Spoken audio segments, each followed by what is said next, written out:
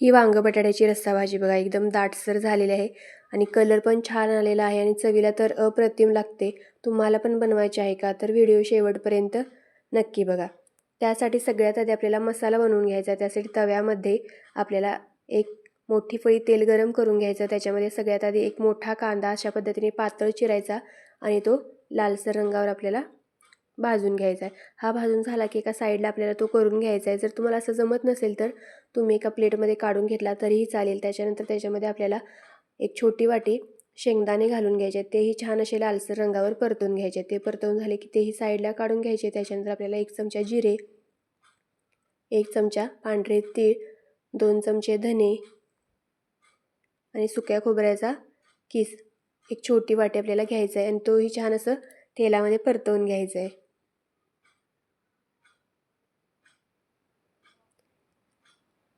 आता हे सगळं एकत्र करायचं आणि हे व्यवस्थित असं परतवून घ्यायचं। हे परतवून झालं की आलं लसणाची पेस्ट आपल्याला ह्याच्यामध्ये घालून तीही छान अशी मिक्स करून परतवून घ्यायची आहे।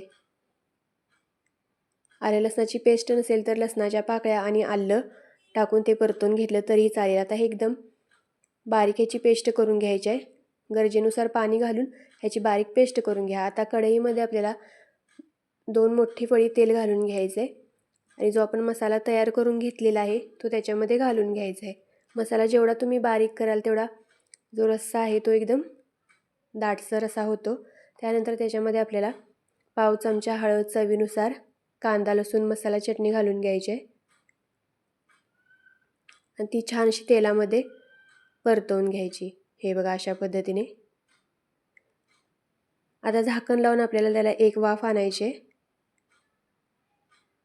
त्यानंतर त्याच्यामध्ये कढीपत्त्याची पाने घालून तीही छान अशी तेलामध्ये म्हणजे मसाल्याबरोबर परतवून घ्यायचे आहेत।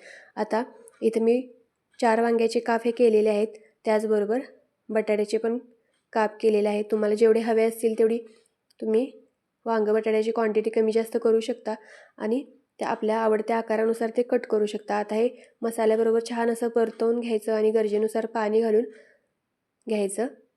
आता ह्याच्यामध्ये चवीनुसार मीठ घालून घ्यायचं, बारीक चिरलेली थोडीशी कोथिंबीर घालायची, पुन्हा एकदा असं मिक्स करून घ्यायचं आणि झाकण लावून आपल्याला हे बारीक गॅसवर 10 ते 15 मिनटं मस्त असं शिजवून घ्यायचं आहे।